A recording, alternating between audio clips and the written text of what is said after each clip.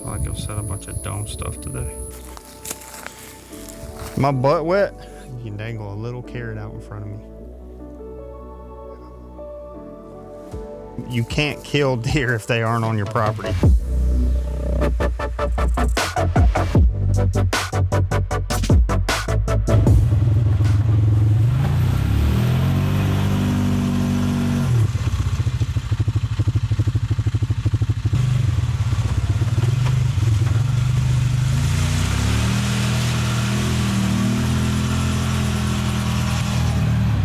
If you're looking for, if you've like been starved for just great new outdoor and hunting content, I'll be honest with you, you're probably in the wrong place. We don't have a clue what we're doing. But if you're willing to stick it out and stay a while, it might never get better, but we will have fun. You ever seen something like this? So I opened this up. There's a bunch of ants in here, and it looks like they're eating these knobs. Like the edges of them are rounded off. They were square.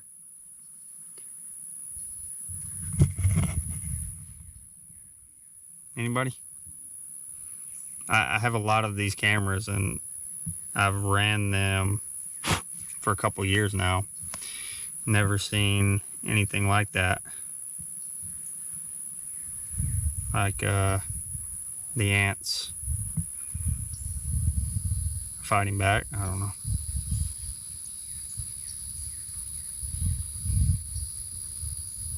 I feel like I've said a bunch of dumb stuff today. Talking about an interesting game trail.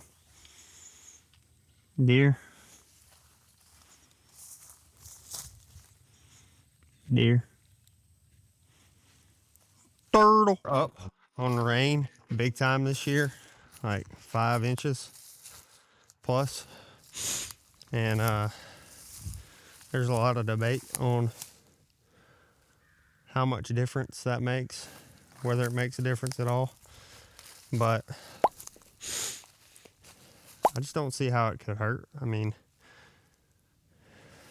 the available nutrition should be higher because of all the forage being so lush and growing so well if it's raining extra, which leads to better options for deer to get quality nutrition because your best plants are producing more.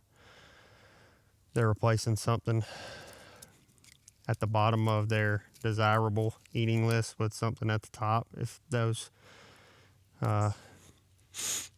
great producing plants like the pokeweed we looked at a couple weeks ago, if it's producing more, so I don't see how it could hurt.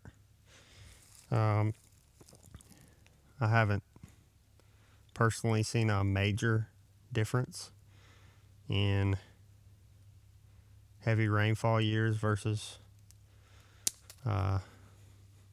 lighter rainfall years, but it does make me excited every year when I hear people start to talk about it and I see we're having a heavy rainfall year, because I'm easily excited when it comes to our deer herd. It don't take much. I mean, you can dangle a little carrot out in front of me. So I'm like, yeah, what a moron. Get in the box, Matt. You're right next to it. I go to get in there, and I hope y'all can see those, but I mean, gigantic gopher rats.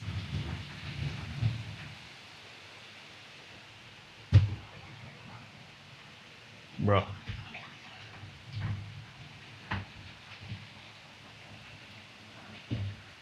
Oh man, they just tanked it out the front. It stinks in here. Oh man, it stinks in here. Got them a nice nest going there.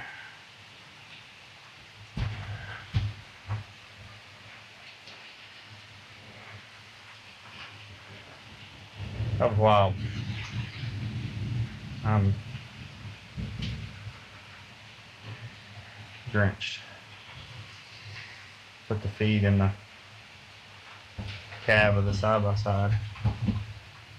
It's soaked though.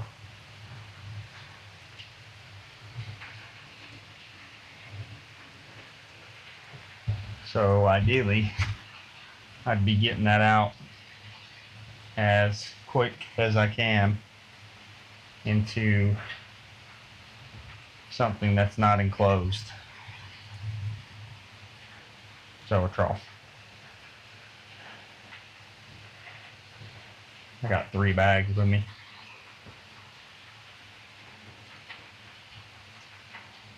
That's gonna be not good. But it's raining pretty good. That's the way we have to go. And that is rain. Currently sunny where I am, which would prompt my papa to say the devil's beating his wife. Do we have the same grandpa?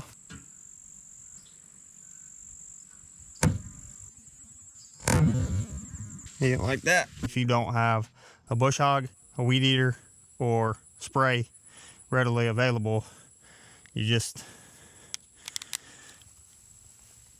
drive in circles around your feeder, donuts per se, and get that grass lowered down. You're actually ripping it up. So now eye level,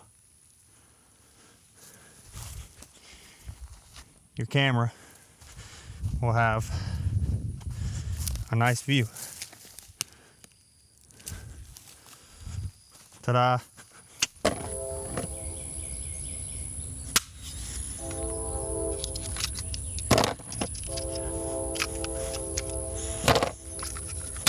Y'all have stuff that you listen for in the stand that you consider good luck for no reason whatsoever? The train is one of them for us.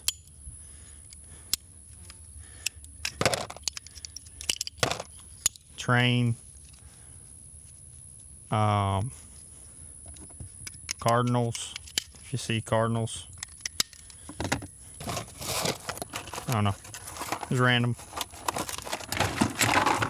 Makes me wish I was in the stand. I'm gonna give you one more look at basically how to redneck bush mash the grass down around your feeder or trough, in case y'all missed it the first time or need a second look, more instructions. This is what it looks like right now. It's really not too bad between me and the trough.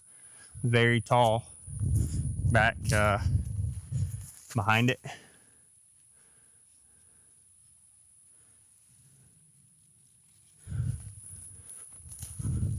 So here we go.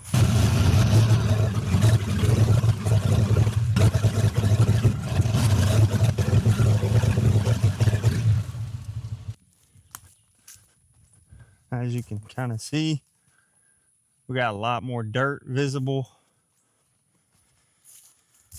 A lot of that grass will die. I'll be able to see way back in this field now as well. Wow, it's really dark in there. Way back in this field. So that's what we're looking for. Just trying to get it to where when the deer are here, we see the deer. Mission accomplished. So y'all probably seen this boss buck, recognize it from either some trail cam videos we've done or just videos throughout the year. But I was just kind of walking around here at the metal gate and looking at some of the trails, and then I found this poke salad right here. At least that's what we call it. I'm sure there's a bunch of names for it, but this stuff's incredible for them, and they're hammering it. See where it's all clipped off.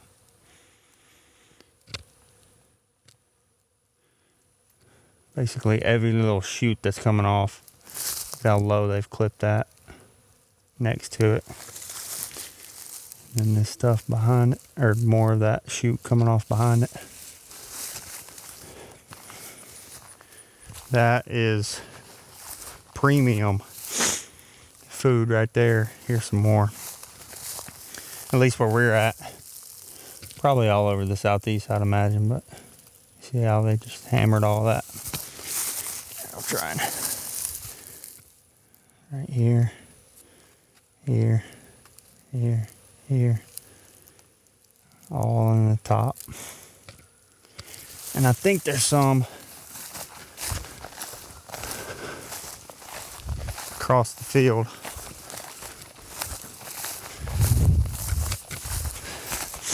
So we're gonna walk over there, kind of look at it, but it's hard to find. Just depends on where you're at, what you have readily available around you, but harder to find stuff that's super high in protein and fat. We'll throw up some numbers on, estimate numbers on poke salad, but that's cool to see. Just natural forage they're working on right beside a feeder. We got a lot of bucks in this area. Traditionally, it kind of tends to hold a lot of bucks during the growing months, and so a lot of bucks means they need a lot of food. And if they don't have enough food, they're gonna leave. So they're eating on this one. You see all the clips all the way up it. Oh, heck yeah. Man, that is crazy. So this stalk was big. Right, that's my thumb next to it. But they ate all that all the way down. Same thing right here. Nipped all around it. These stalks right here eat to the ground. No leaves left on that one. All these nipped. That's 1, 2, 3, 4-ish stalks right there. We're right across the field. You see the boss buck over there? But the way they're walking and all this stuff, because there's poke salad just kind of around right here, you can sort of see the trail down through where they're moseying around and just destroying that. That's amazing.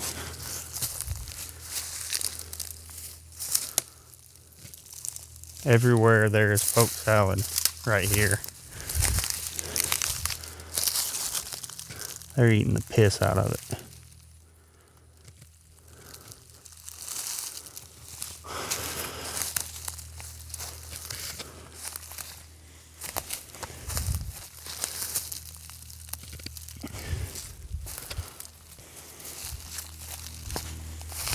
That's really cool. I wish I knew where a bunch more of it was on the property. I know a couple places on our south property line where there's some, but that is a big group of it. See, oh man, right in front of the box right here.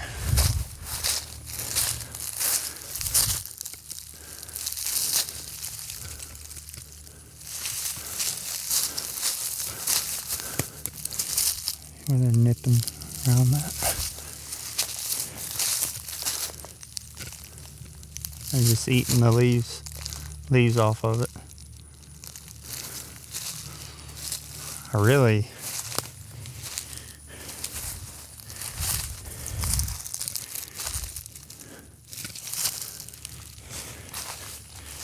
need to put a camera on that.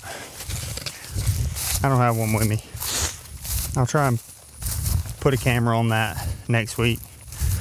Maybe a couple cameras, just to kind of see what that looks like and see what a little more traditional browsing activity may look like, because that's going to be consistent food for them throughout the entire off season. And they're going to keep hammering it. So that's sweet. That's good stuff. I'm glad we saw that. So this guy is definitely on our property. I think we looked maybe a couple weeks ago, but you can see where the clear cut stops and the big pines start back here. That's where our property ends, and it goes into a different property. This guy's decided to park his equipment here. So obviously we have to see if the key's in it, just in case. We might need to use it, right? Yep. You would do the same thing? Oh, perfect. I mean, this thing has got some stories to tell. I mean, we can do some damage with that. We got to film some experiments next week. Wow, this thing is ancient. The key is for sure in it. Look at that. I'm just kidding about using it, but got the old skull shifter. Fire it up. Throw it in gear. I could drive it, but they probably wouldn't like that too much. I just left it here though. Not smart. I mean, at least take the key, you know what I'm saying?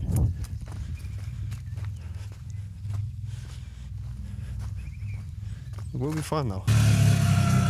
We're getting somewhere now, boys. We could for sure do some damage with this thing. They've upgraded our equipment. They've dropped us off this baby right out of Andalusia, Alabama.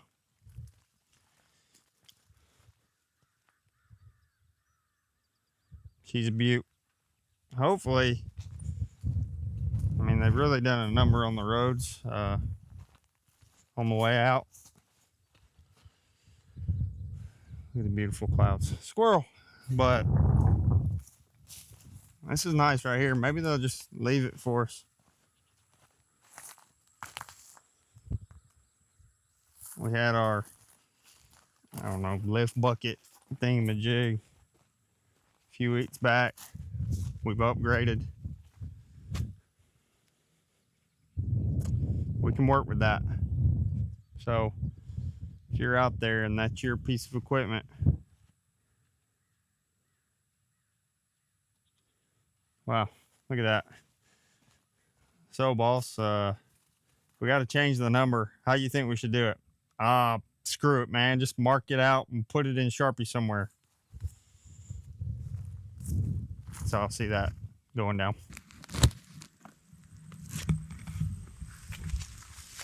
One less horsefly in the world.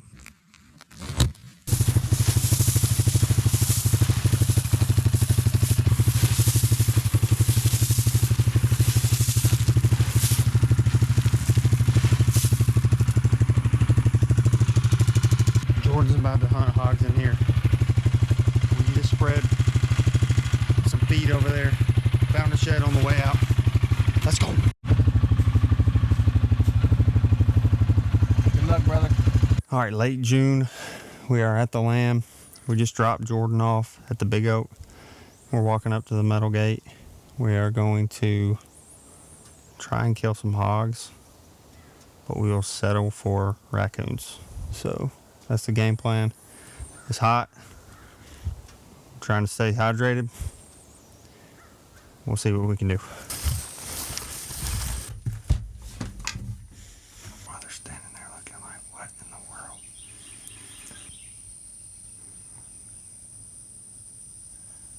I wonder if Jordan's seeing anything.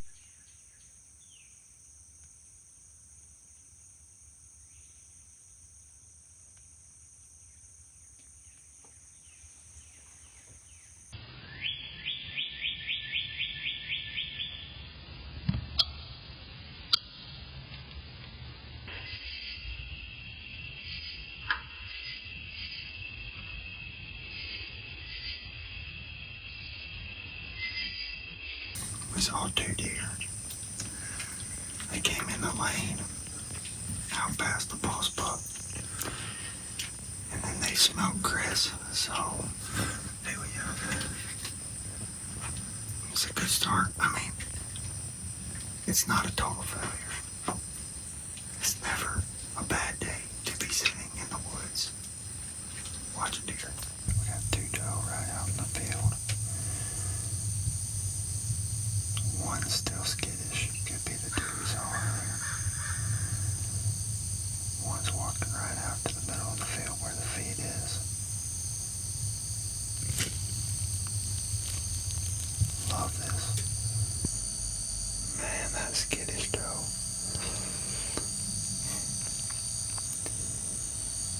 We need to kill her the first weekend possible. She's a hunt ruiner. Look at her looking in the box.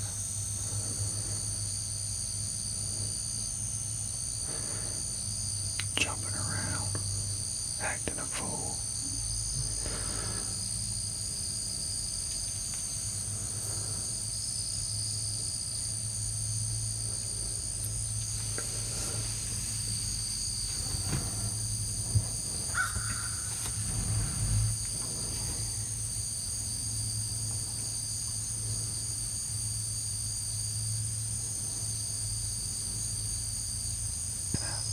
There's pokeweed over there. That is a terrible doe to see coming because she is skittish, big time, and she is a hunt ruiner. We can only shoot bucks the first 10 days of our season in Alabama. So if she comes out in those first 10 days, you need to be on your game because she's gonna bust people. They're coming to eat that buckwheat. There's no way we pass this test. We're gonna have them on that camera.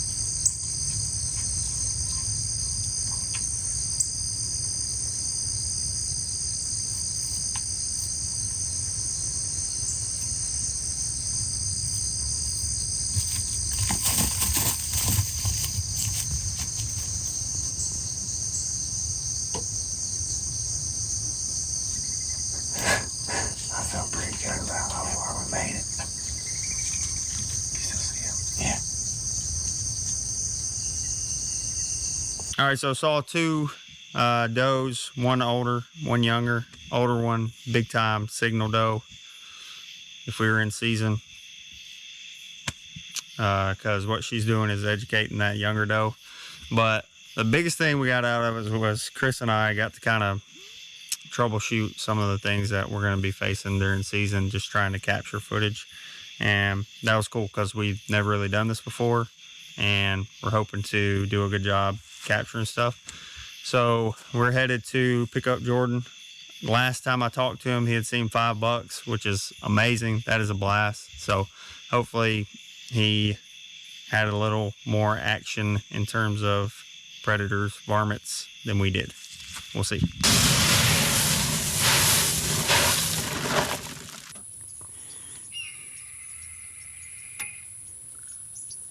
You ever hear that?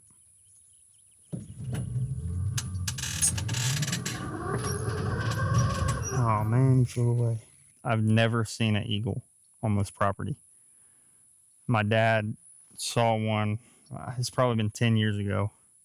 That had to be a red-tailed hawk. But if it wasn't, and it was an eagle, how freaking awesome would it be if the only eagle I've ever seen in my life was here on July 5th? Man. Miracle! Woo! This channel is for guys like me, guys like you and me probably. You can for sure go and search for a different channel and they will be hunting and killing bigger bucks. Mainly because of the area we're in.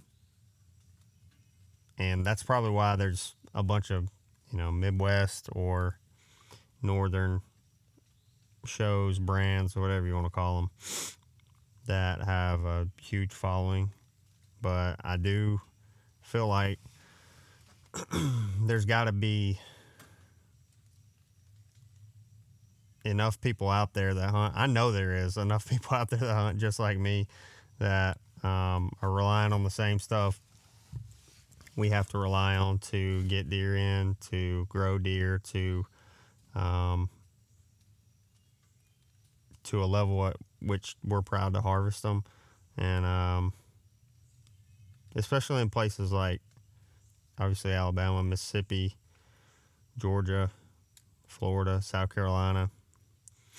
I have told people that if we're growing 120-inch deer on our property and I kill a 120-inch buck every year for the rest of my life, that I die a happy man. And I mean it. I mean, that's a good buck for us. Like, we've worked really hard to get into the 120s, into the 130s.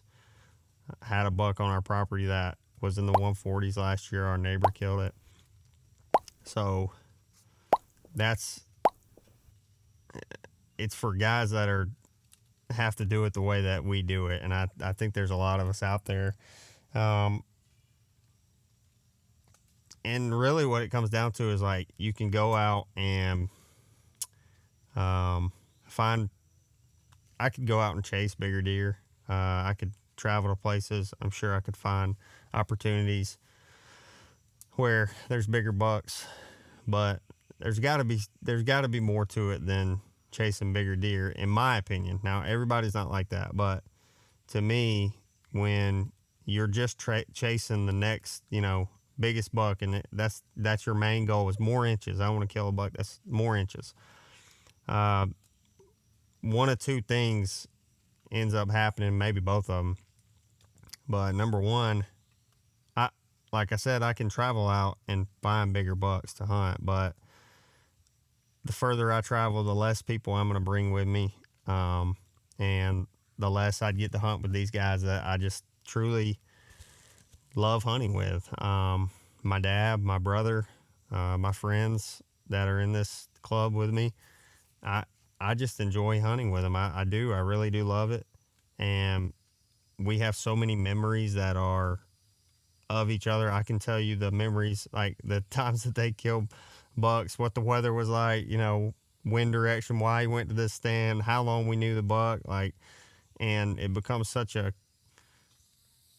just a huge part of our experience is hunting together and doing it together and accomplishing things together.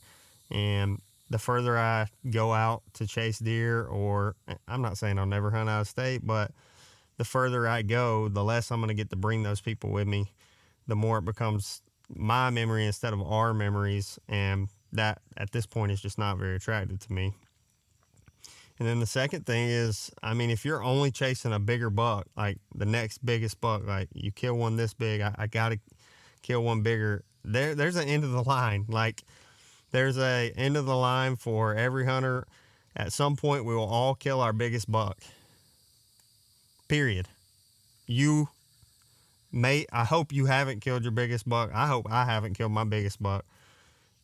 But at some point, we will kill the buck that will be the biggest buck we ever kill. And if that's the only benchmark for me, let's say if we're talking about me, if that's the only benchmark for me, man, what a sad existence after that, for that to me to basically fail the rest of the hunting career after killing my biggest buck. The reality is most guys, especially in the Southeast, I mean, it's a huge achievement to get 150, 160 inch deer on camera. For us, it was massive to have a 140 inch deer on our property last year. And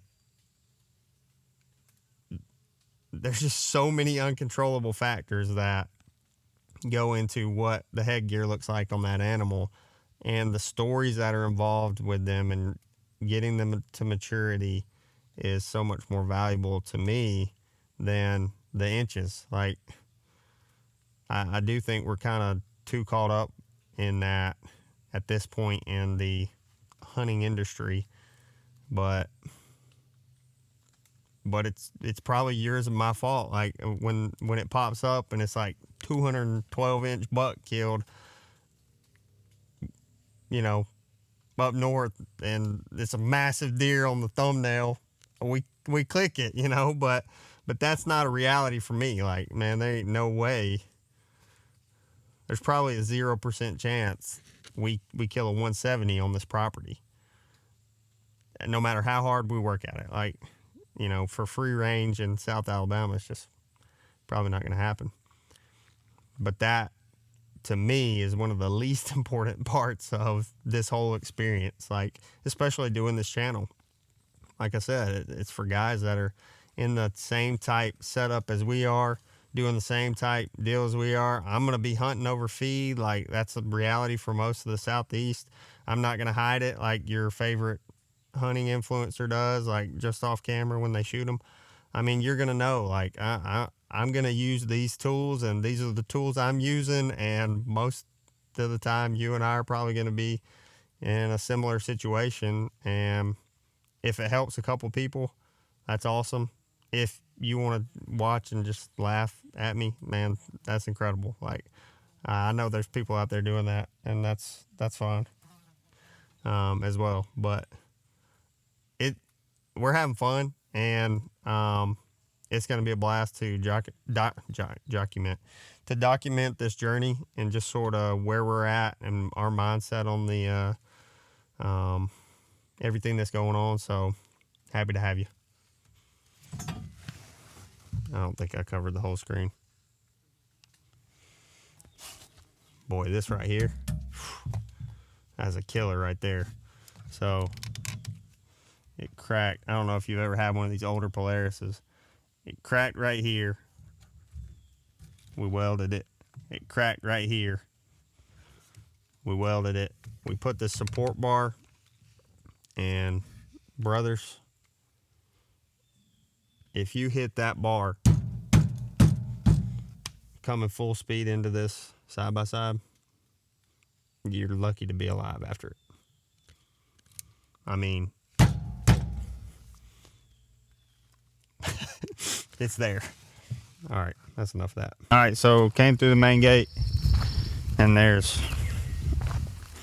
big machinery tracks, big tractor, some kind of loader or something. Bunch of truck tracks. I was thinking maybe they'd be on our property. We don't really share our gate with anybody except the guys that hunt back here, and the only time they use it is if they're cruising timber, if they're cutting timber, really. And so tracks go out the property. It must be working back there. Off in the distance. I don't hear him, but always sketchy times when you drive in, you see tire tracks that aren't yours on the property. Get a little antsy.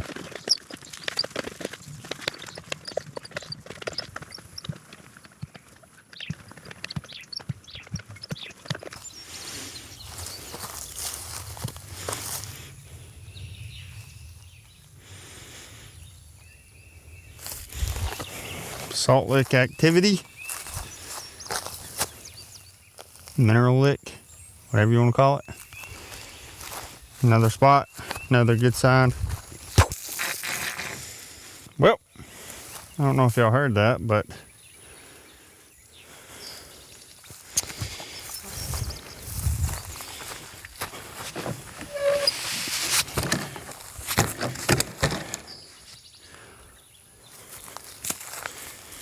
my butt wet.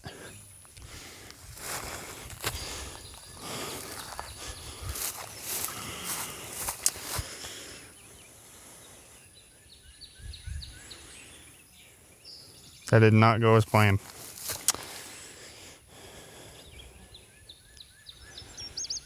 We're gonna need to regroup and spray another day.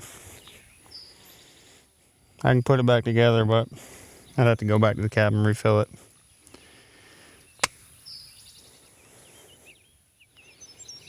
Oh well.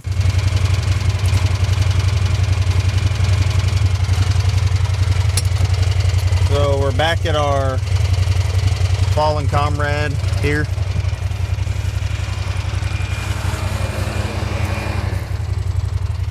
I'll be honest, I forgot that was down, so I don't have the chainsaw. We're really crushing it this week. We got 2 bars of gas left. If you came here from vlog last week, all 1,000 of you that did, and you're just keeping up, hoping I run out of gas, we're on our way, baby. We're back at the down pine tree. Well, I thought there was a Husqvarna chainsaw in the building. There's not. We're gonna have to settle for old battery power Cobalt, which is all right because now I don't have to rage trying to get that Husqvarna to start, which I'm sure would have been hilarious. But watch me. Now it's gonna look like we sped up the video, but really I'm just moving in super fast motion from here on out. So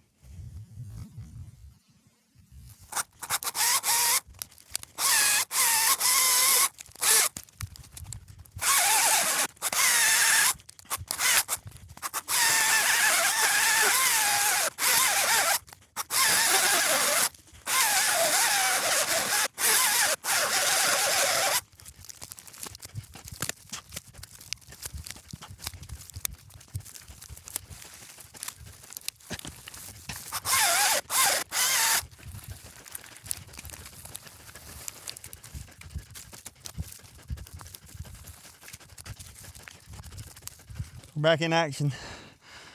And if you're thinking, man, that first log was too big and he's a lightweight, you're right.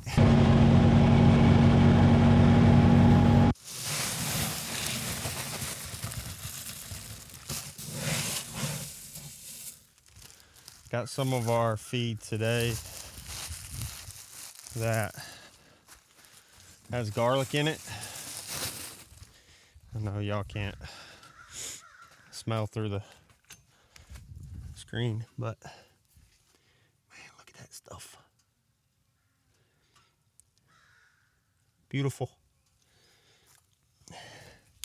I know there's a couple. Well, I know for a fact there's a company selling, it's more of an attractant, but I think Buck Bourbon has garlic and maybe cinnamon or something in it. You can find it at most Walmarts.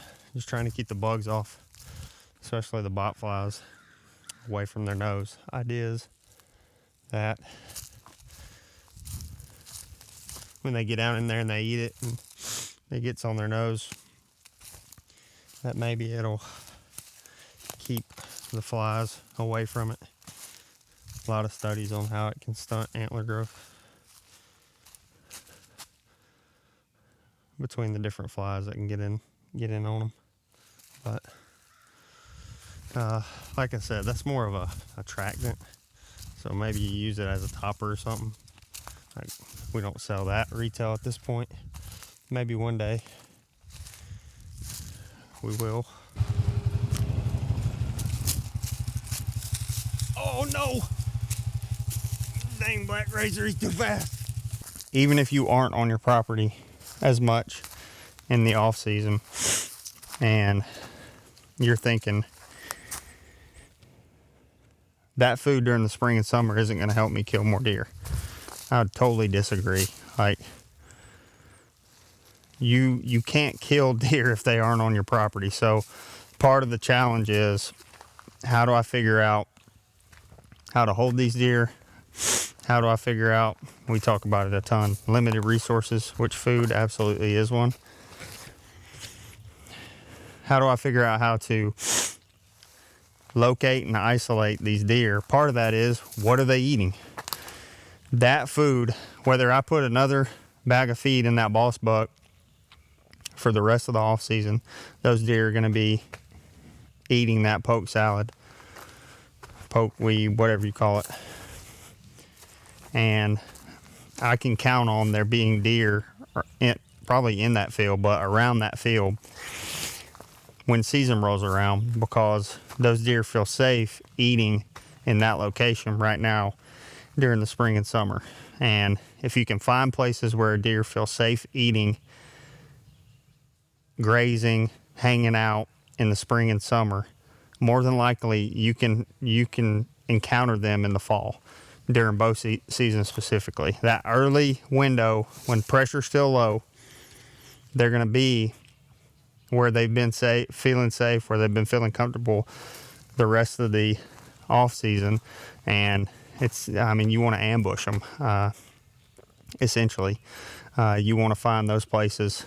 I want to know where that type food is on my property, because I do feel like it gives me a better chance to come, face to face with one of those bucks when the season rolls around. And food was a big challenge for us for a long time, but if you know what your challenges were, food was a big challenge. Water was a major challenge. I talked about it in one of the videos. The drought year, there was a drought in 2019, and we had amazing forage soybeans, but by the time season rolled around, we had no deer on our property. We had planted our fields and it was just dirt. So we put 110-gallon water tanks out and kind of flipped the script. We haven't had a drought since, but it's like figuring out what your challenges are and almost flipping the script and trying to make those strengths, right? So food was a challenge for a long time for us, and we have since expanded food plots. Obviously, we do some feeding, minerals, like all the different things that you can get out there and just make happen on your own has taken us to a place where we do kill a lot. I would say a high percentage of our deer in food plots. Probably over the past 5 years, I would guess over 70% of our deer have been in food plots. We don't have big food plots. Maybe we have big food plots for our area. I'm not really sure how we stack up, for the people in our county. I would think we're close. Like those 2-acre fields, those are pretty big. But we've since turned something that was a big challenge for us into a strength. Like food is a strength on our property, I feel like. When bucks show up on our property, they have a consistent food source and they don't want to leave. We kill bucks that we have history with for 3, 4, 5 years. We killed one buck with 5 years of history. We've killed 4 bucks that we had 4 years of history with, which is amazing. I mean, that's hard to do. Like, that's hard to track deer that long, to hold them on your property. And I guess it's easier to do if nobody's a good hunter, like on your property and around you, maybe. But I don't feel like that's the case for us. I feel like we got, some guys that are pretty hardcore about it, that get after it and want to kill deer. So figuring out where the food on your property is, figuring out how to turn weaknesses into strengths. I mean, it's an ongoing process that never ends. Every year looks different on your property, especially if it's leased land. If you own it, you can make it look however you want. It'll still change from year to year, but leased land, like, the challenges are different for each and every one of us, which is it's so cool. Like, I went to North Florida last week and hung out with a guy, and they've clear cut, 80% of his property. So he's got food everywhere. I mean, clear cut is basically, the buffet food hack. They haven't planted it back.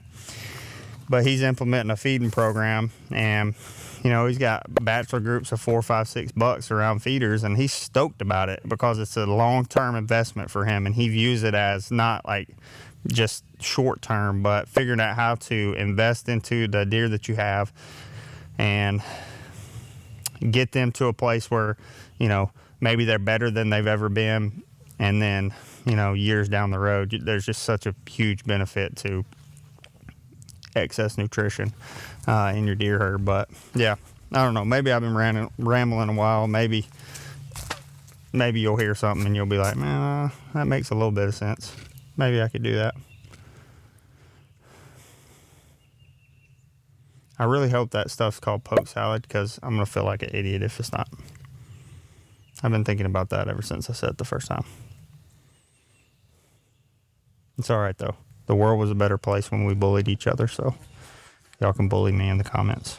Love to see deer hitting mineral sites, no matter what time of year it is. But for us, they really start to slam them in April, May, June, July, August. And then it kind of shifts out of it. But like, for me, I mean, I love every phase of the calendar. So if you're breaking your season out into, you can break it down into 2 or 3 sections. There's probably 4 big ones, if you had to ask me. Hunting season, obviously. You got recovery season coming out of hunting season. Growing season, which is where we're at right now. And then your fall prep, which kind of is the last couple months before you actually get to start hunting. But depending on where you are, that's going to be different for all of us, all those 4 seasons. But like, if those are the 4 we're talking about, man, I love all 4 of them. And if you can find guys that love all 4, or maybe you love a couple of them, and you can find somebody that really has a passion for the other 2, and y'all kind of work together, and they kind of take charge in what the plan looks like in those other seasons. Odds are, if you're watching this, you love all 4 as well.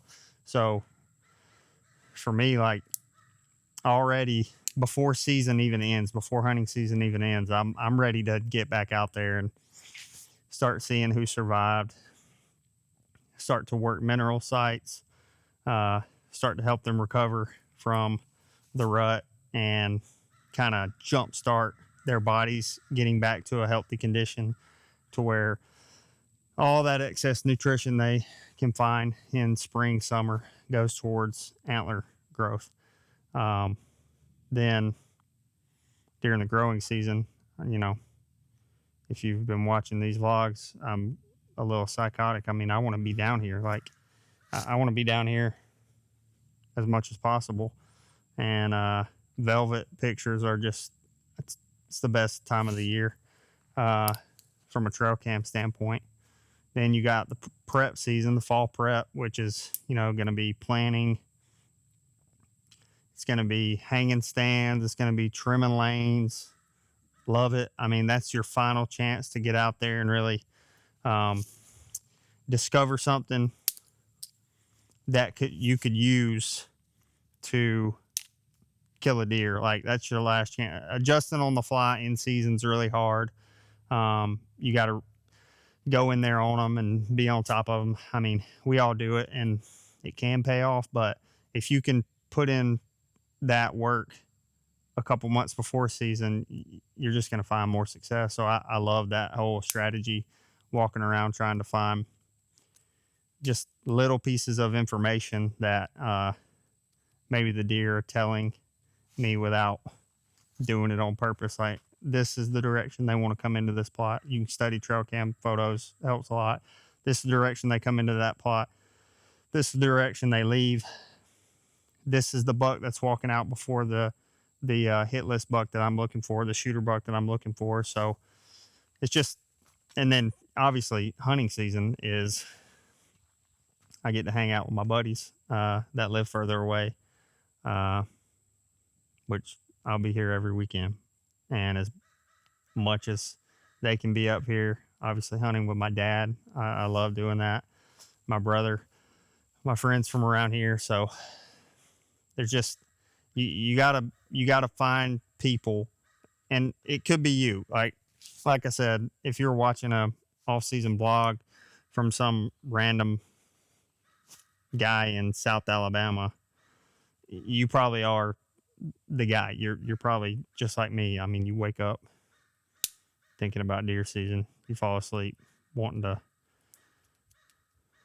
look at trail cam pictures. So finding guys that are kind of in to share that workload, there's always something to do in a hunting club, on a hunting lease, whatever your setup looks like, and just getting after it, making the most of every season pays off so big. For us, it's paid off massive. We've kind of been getting after it for 5 to 8 years, probably about 8 years, where we kind of started being intentional about what we were shooting, trying to let some of those pretty 3-year-olds get older, pushing ourselves maybe to push past, killing 4-year-olds and try and hunt mature deer. And then probably about 5 years ago, taking a step further with whatever that looks like, spring planting, feeding, something more premium, and it makes a difference. So, but it's always more fun and more rewarding when you've got people in the mud with you, like thinking about it, working at it, sweating, and hopefully you got guys like that are crazy. I mean, basically that's what it comes down to. We need help. I mean, but you get out here and it's like so peaceful, and then season rolls around and a guy that hadn't killed a buck in a while shoots a nice one. It's just like, there's nothing like it. I mean, I joked last week about our neighbor. Actually, I didn't joke. The dang guy that edits these videos put the thumbnail, "My neighbor killed my buck." That's not, I would never say that. Like, Brandon's awesome. We have a great relationship with Brandon. And I guess there's a hierarchy of like, yeah, there's a couple guys that haven't killed a nice buck in a while, and I want them to kill a nice buck. And then selfishly, like, I would go put myself next. And then like the third category is, I want to know what happened to the deer. I don't want him to disappear. So I would rather Brandon kill that buck than some random stranger I've never met. And it's like, well, what happened to, this buck? I don't know. I'd rather know where it went. So even though you are third in the categories, if you see this, Brandon, I am happy you killed the buck. The reason I'm excited for our neighbor, Brandon, when he kills a buck, even if it's one that we have been chasing, is really because it's a lot more fun to be excited than to complain about it, for lack of a better word. But to just mope around and not just be in that with him. Like I want to take the pictures of the buck for him. He killed a buck later in the year that I took pictures of that deer for him, and I'm just as excited as anybody for him. We put so much time and energy into growing these deer that when they reach maturity, I want someone to harvest them. I don't want them to die in the creek like we had one. Like we found one this year. I don't want them to, get shot somewhere non-lethal and it jack up their rack. I want someone to make a lethal shot on them and harvest them. And even if that's means my neighbor kills that buck, that I get excited about that, because not only is the goal of killing that deer, now it's been achieved, even though it wasn't us. We have made room for these younger bucks to have more nutrition, to have more area to grow up and live in. And I still believe at this point, even though we're 3 to 5 years into like really working hard to try and grow bigger deer, the key to us reaching new levels on our property is not getting more nutrition to the old deer. It's getting more nutrition to the young deer, so that when those young deer, especially bucks, that have been born into a better situation than any deer have in the history of our property, you start to look into epigenetic switches with those and their fawns, and unlocking levels that those fawns can become in the future, especially buck fawns, unlocking things that allow them to grow bigger than ever before, because they're not prioritizing survival, they're prioritizing antler growth, like literally. So that's why I get excited, because even though that was a stud, I mean, it was a stud that our neighbor killed, there will be bigger bucks because of what we're doing. And that's part of the process, is killing these mature bucks that are on the property right now to make way for the straight up dudes that are coming. I mean, and trying to keep them healthy, get them excess nutrition. And so that is why I really was happy for my neighbor. So if he's watched this whole thing now, I can tell you guys, honestly, I was so pissed. I'm just kidding. I really was happy. Okay. For the record, I don't think that we are the only great deer feed company. I don't think there's tons of them, but that's just because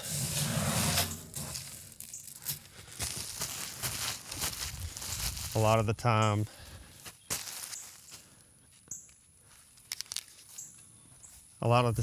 at this point, you're struggling to find an actual deer feed company. You find a lot of,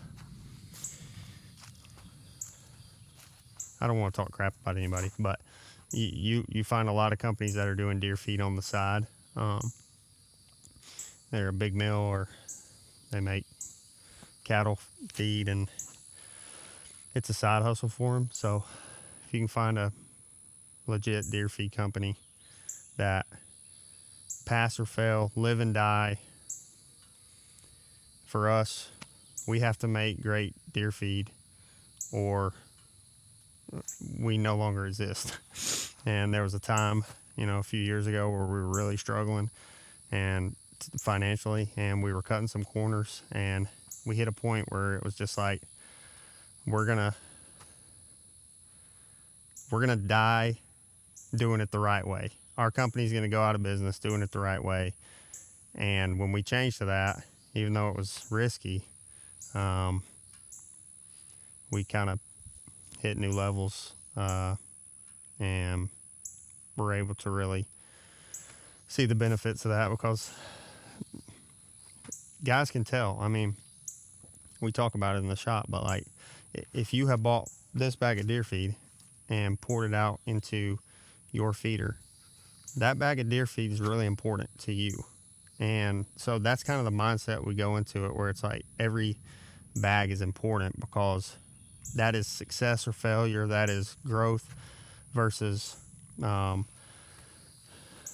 non-growth. That's, plus minus, that's you're trying to solve guys' problems, and you're doing it one bag at a time. If you're going all in on this and you're really trying to make a difference on your land, I mean, I would just hate for you to be buying something that is not, what you're looking for. So that's my spiel. About to be able to bait in Tennessee.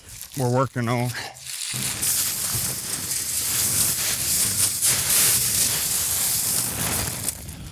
figuring out how to get feed up there more. We've had feed up there.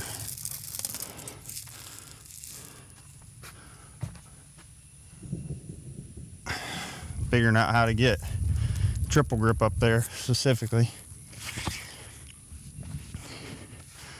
But law passed.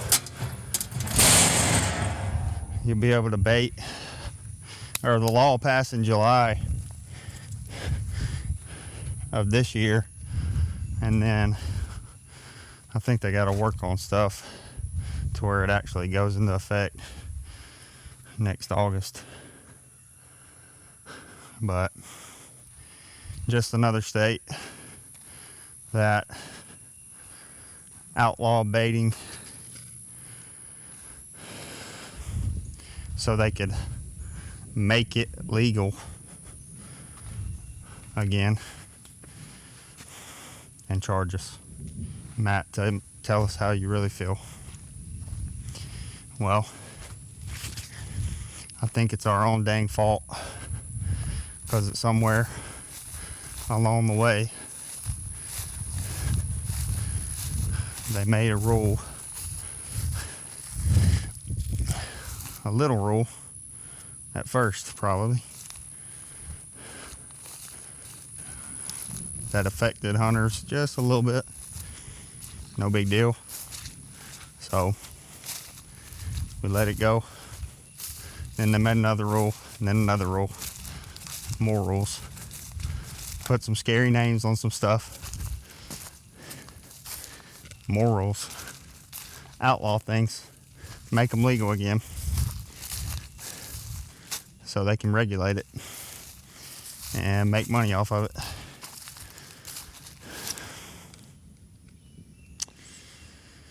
So it's our own fault. Probably not you and me, but we are partly to blame, for sure. Better get off my soapbox on that one. That's like,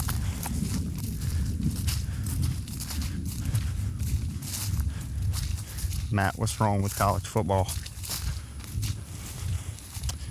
Well, the people who are making the rules are just greedy, and they don't love the sport, and they don't appreciate the people who make it great, which are the fans, people who participate. Matt, what's wrong with hunting? Copy and paste. So back in the Big Oak, Jordan was in here last night. I actually brought a bag of corn in here to pour in a spot that I thought was going to be wet to kind of encourage hog activity. But the spot wasn't wet, and this is the next morning, and no corn has basically been touched. There was a bag of triple grip right here, and all that's left is a very small amount of corn. Jordan had a bunch of bucks in here on him, and I'm a little bit jealous. I don't know what this plant is, or really stump. But the deer are tearing it up. I don't see any more of it. And this hardwood bottom. A little stream. But whatever that is over there, deer are wearing it out. It's a light green leaf. So I walked over here to check out a 110 gallon water trough that I put in a little while back. And we call this place the terrace. You can kind of see the opening right down in there. We bush hog it. Nice little transition point between the pines over in there. Little hardwood hillside, I guess you could call it. But there are a lot of deer moving through here. There's a lot of good buck sign from last year. Rub.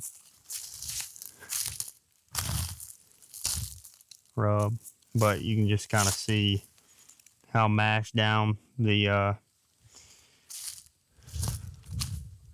hillside is, where they're just funneling through here. We have a field back behind me called the back 40. Just working heavy along this little hillside, and it makes me want to come back in here. We're at the beginning of July, so that to me is, let's start thinking about where we're hanging stands. We get to start hunting around October 15th every year. So seeing stuff like this, the trails for sure are current. The buck sign obviously is older, but it's got a few good white oaks.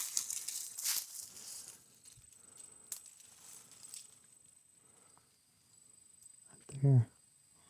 So there's some small ones. I can't tell if I'm pointing at that might produce, but there's a few really nice ones that I feel like have a high probability of producing. Man, look at that though.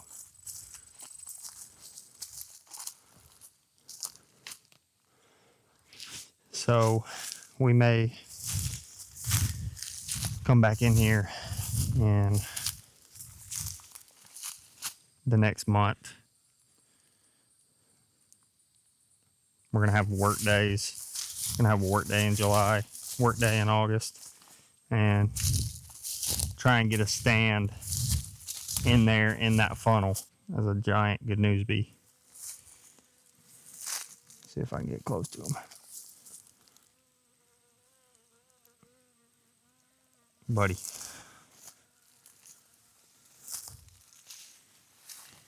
He don't want to spread the good news to us. A lot of good sign in here. I like this. It'll be hard to hunt that hillside, but if I could figure out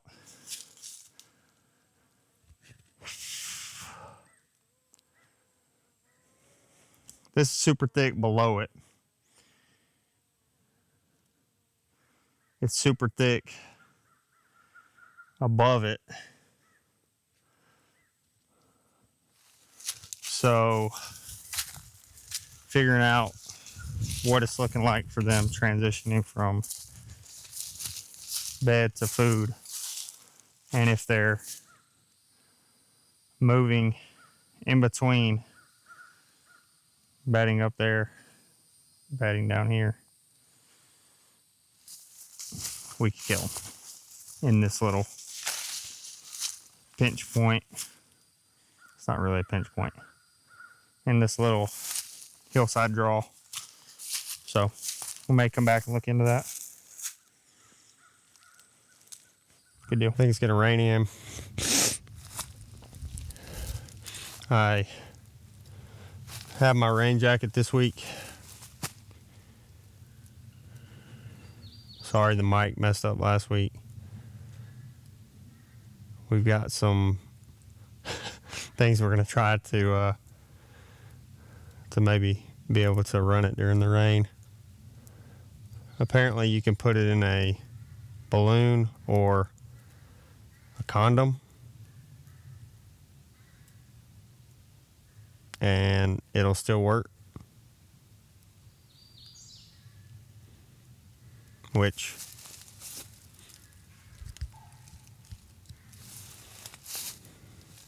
is about right.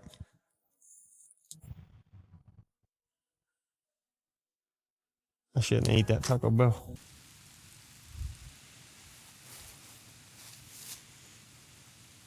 It's raining again.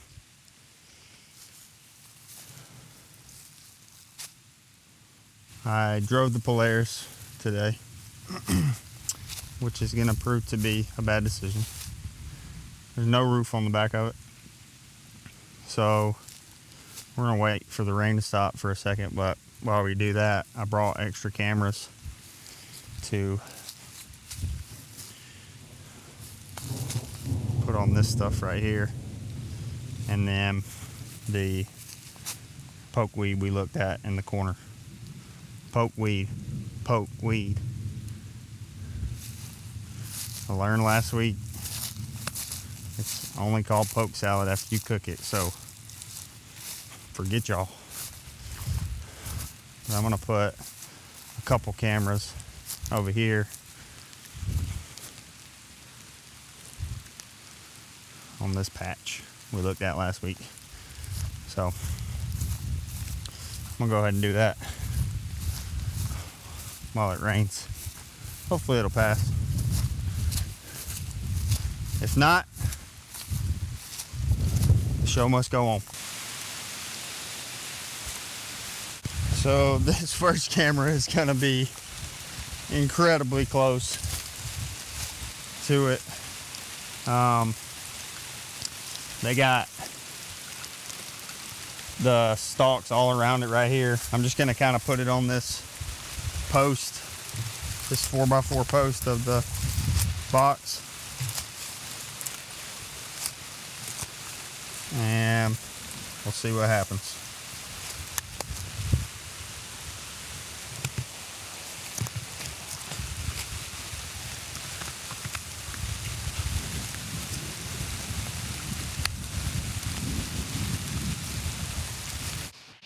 A little wet out here, guys and gals. We're gonna get this camera up and move along. I'm a man of my word, all right? That's what you can glean from right now. I told you I'd get the cameras out on the pokeweed, and the cameras are gonna be on the pokeweed. What a day, guys. Thunder rolling. No place we'd rather be. Making it happen. Making it happen. Let's go. Camera set. Break down some of this that isn't pokeweed. Don't like the way it's angled. Of course.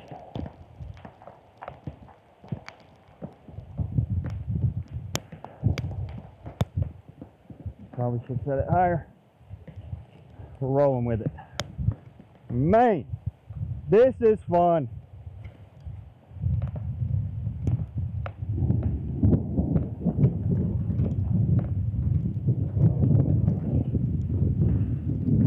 Could be anywhere else. Oh, right here. Trying to keep this stuff dry. Sure about to flood again. We got all the cards, got everything done. Might run the camera on the way out just in case we get electrocuted. Because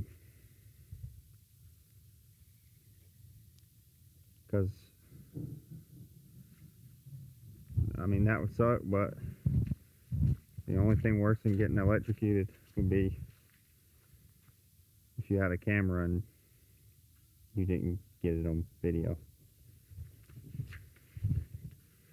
Yeah. If you've been electrocuted, I'm sorry for that. I hope you're doing okay.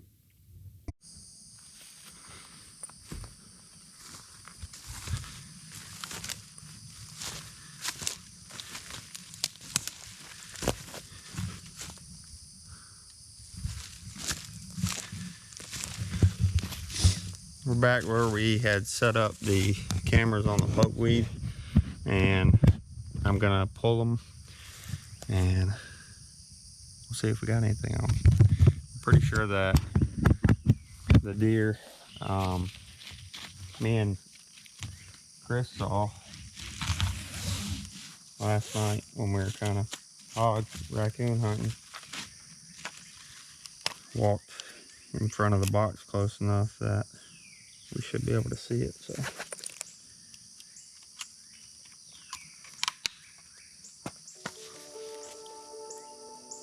we'll let you know.